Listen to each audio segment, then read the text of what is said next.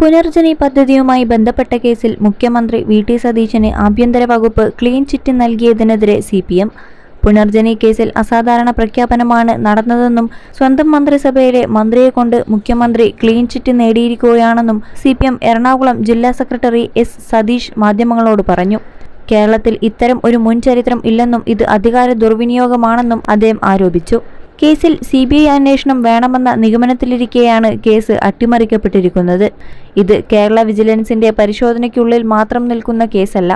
താൻ ഭയപ്പെട്ടുവെന്ന് പറഞ്ഞ മുഖ്യമന്ത്രി വി.ടി. സതീശൻ ശരിക്കും ഭയപ്പെട്ടതിന്റെ തെളിവാണ് ഈ തിടുക്കപ്പെട്ടുള്ള നടപടി. സർക്കാരിന്റെ ഈ നടപടിയെ നിയമപരമായി നേരിടും. വിഷയത്തിൽ ശക്തമായ സമരവുമായി CPM മുന്നോട്ടു പോകുമെന്നും ജില്ലാ സെക്രട്ടറി പറഞ്ഞു. 2018 പ്രളയത്തിൽ വീട് നഷ്ടപ്പെട്ടവർക്ക് പുനർജനി പദ്ധതിയിലൂടെ വീട് നിർമ്മിച്ചു നൽകുന്നതിൽ ക്രമക്കേട് നടന്നതായാണ് പരാതിയുണ്ടായിരുന്നത്. തുടർന്ന് കഴിഞ്ഞ പിണറായി സർക്കാർ പുനർജനി കേസിൽ വി.ടി. സതീശനെതിരെ വിജിലൻസ് അന്വേഷണത്തിന് ഉത്തരവിട്ടു.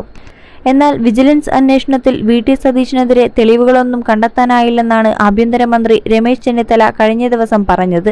21 ലക്ഷത്തോളം സന്തുഷ്ടരായ ഉപഭോക്താക്കളും 2 ലക്ഷത്തോളം തിമിര ശസ്ത്രക്രിയകളും പൂർത്തിയാക്കിയ മലബാറിലെ ഏക കണ്ണാശുപത്രി ആൻസലാമ eye hospital, hospital road, Perinthalmanna.